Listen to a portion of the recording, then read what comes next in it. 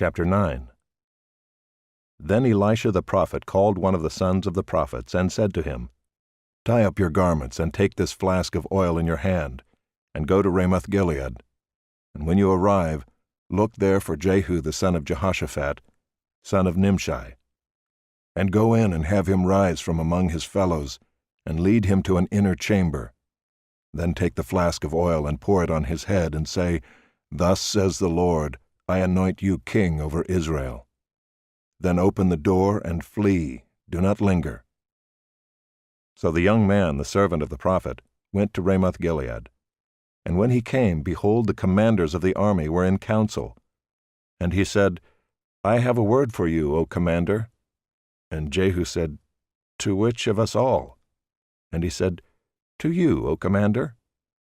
So he arose and went into the house, and the young man poured the oil on his head, saying to him, "Thus says the Lord, the God of Israel, I anoint you king over the people of the Lord, over Israel.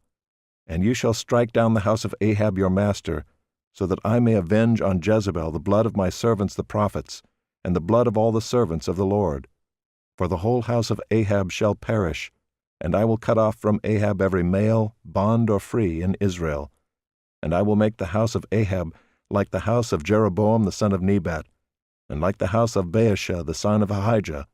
And the dogs shall eat Jezebel in the territory of Jezreel, and none shall bury her." Then he opened the door and fled. When Jehu came out to the servants of his master, they said to him, "Is all well? Why did this mad fellow come to you?" And he said to them, "You know the fellow and his talk." And they said, "That is not true. Tell us now." And he said, "Thus and so he spoke to me, saying, 'Thus says the Lord, I anoint you king over Israel.'" Then in haste every man of them took his garment and put it under him on the bare steps, and they blew the trumpet and proclaimed, "Jehu is king." Thus Jehu the son of Jehoshaphat the son of Nimshi conspired against Joram. Now Joram with all Israel had been on guard at Ramoth-Gilead against Hazael king of Syria. But King Joram had returned to be healed in Jezreel of the wounds that the Syrians had given him, when he fought with Hazael king of Syria. So Jehu said, "If this is your decision, then let no one slip out of the city to go and tell the news in Jezreel." Then Jehu mounted his chariot and went to Jezreel, for Joram lay there. And Ahaziah king of Judah had come down to visit Joram. Now the watchman was standing on the tower in Jezreel, and he saw the company of Jehu as he came, and said, "I see a company." And Joram said, "Take a horseman and send to meet them, and let him say, 'Is it peace?'" So a man on horseback went to meet him and said, "Thus says the king, 'Is it peace?'" And Jehu said, "What do you have to do with peace? Turn around and ride behind me." And the watchman reported, saying, "The messenger reached them, but he is not coming back." Then he sent out a second horseman who came to them and said, "Thus the king has said, 'Is it peace?'" And Jehu answered, "What do you have to do with peace? Turn around and ride behind me." Again the watchman reported, "He reached them, but he is not coming back. And the driving is like the driving of Jehu the son of Nimshi, for he drives furiously." Joram said, "Make ready." And they made ready his chariot. Then Joram king of Israel and Ahaziah king of Judah set out, each in his chariot, and went to meet Jehu, and met him at the property of Naboth the Jezreelite. And when Joram saw Jehu, he said, "Is it peace, Jehu?" He answered, "What peace can there be, so long as the whorings and the sorceries of your mother Jezebel are so many?" Then Joram reined about and fled, saying to Ahaziah, "Treachery, O Ahaziah!" And Jehu drew his bow with his full strength, and shot Joram between the shoulders, so that the arrow pierced his heart, and he sank in his chariot. Jehu said to Bidkar his aide, "Take him up and throw him on the plot of ground belonging to Naboth the Jezreelite. For remember when you and I rode side by side behind Ahab his father, how the Lord made this pronouncement against him. As surely as I saw yesterday the blood of Naboth and the blood of his sons, declares the Lord, I will repay you on this plot of ground." Now therefore take him up and throw him on the plot of ground in accordance with the word of the Lord." When Ahaziah the king of Judah saw this, he fled in the direction of Beth-Haggan. And Jehu pursued him and said, "Shoot him also." And they shot him in the chariot at the ascent of Gur, which is by Ibleam. And he fled to Megiddo and died there. His servants carried him in a chariot to Jerusalem and buried him in his tomb with his fathers in the city of David. In the 11th year of Joram the son of Ahab, Ahaziah began to reign over Judah. When Jehu came to Jezreel, Jezebel heard of it, and she painted her eyes and adorned her head and looked out of the window.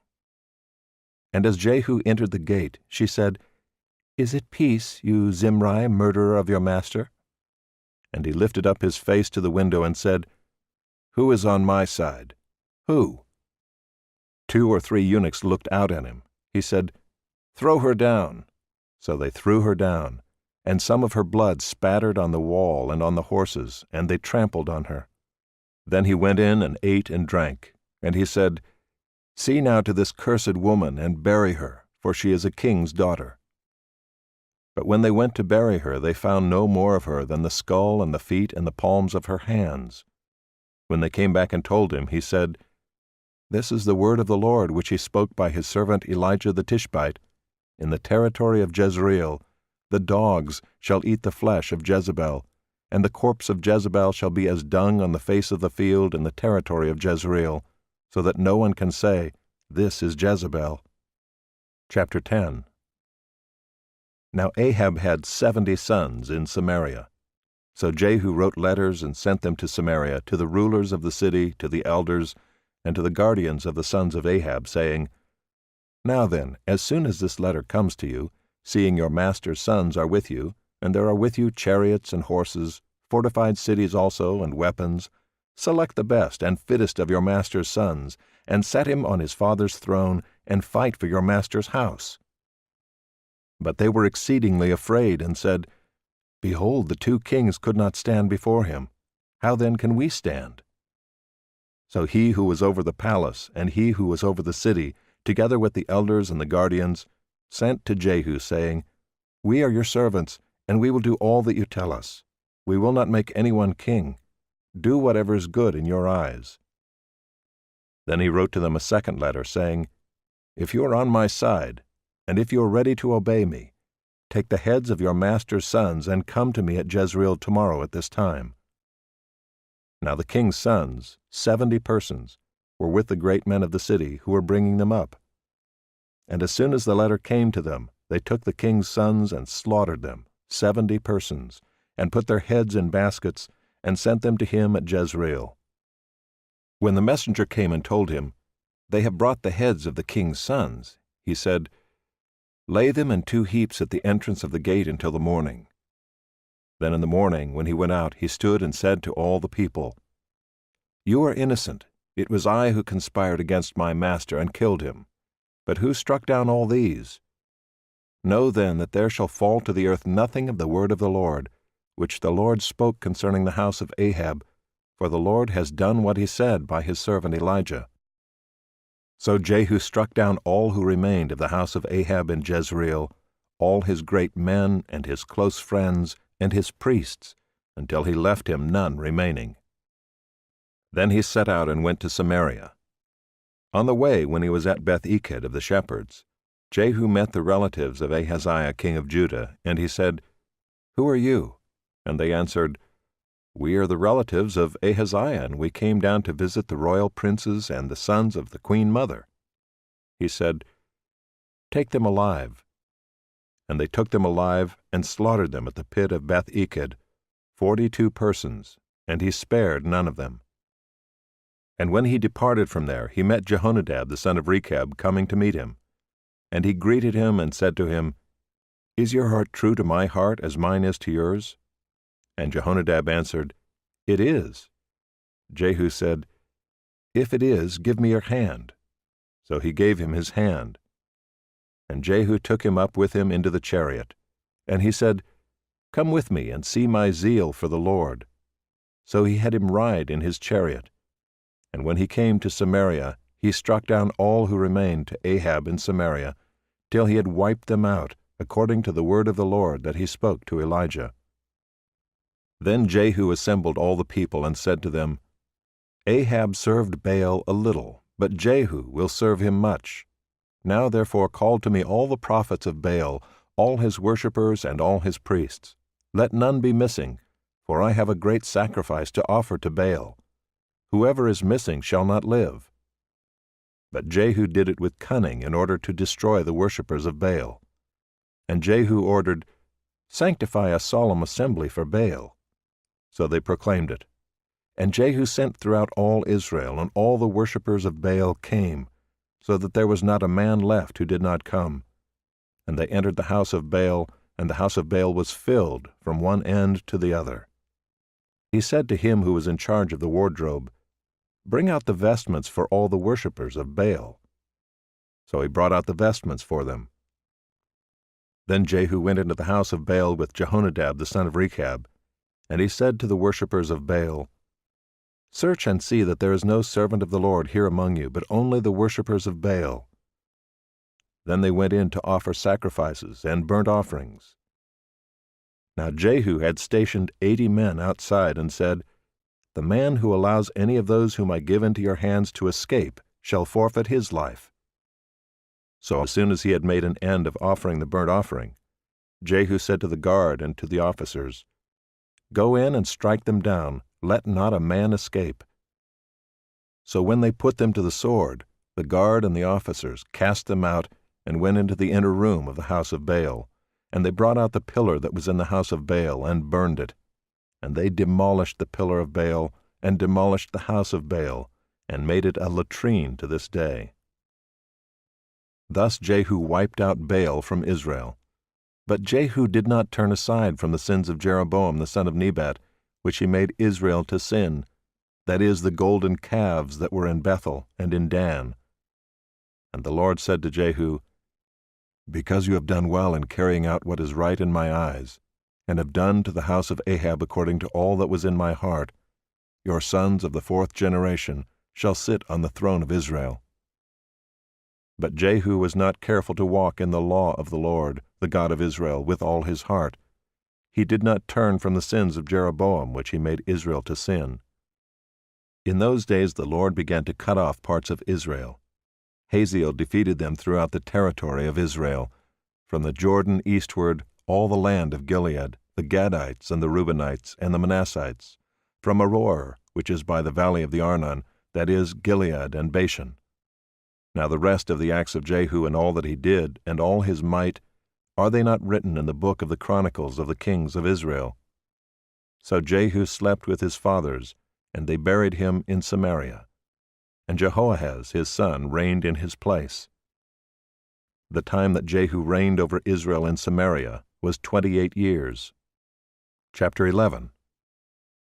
Now when Athaliah the mother of Ahaziah saw that her son was dead, she arose and destroyed all the royal family. But Jehosheba, the daughter of King Joram, sister of Ahaziah, took Joash the son of Ahaziah, and stole him away from among the king's sons who were being put to death, and she put him and his nurse in a bedroom. Thus they hid him from Athaliah, so that he was not put to death. And he remained with her 6 years, hidden in the house of the Lord, while Athaliah reigned over the land. But in the 7th year Jehoiada sent and brought the captains of the Kerites and of the guards, and had them come to him in the house of the Lord. And he made a covenant with them, and put them under oath in the house of the Lord, and he showed them the king's son. And he commanded them, This is the thing that you shall do, 1/3 of you, those who come off duty on the Sabbath, and guard the king's house, another third being at the gate Sur, and a third at the gate behind the guards, shall guard the palace.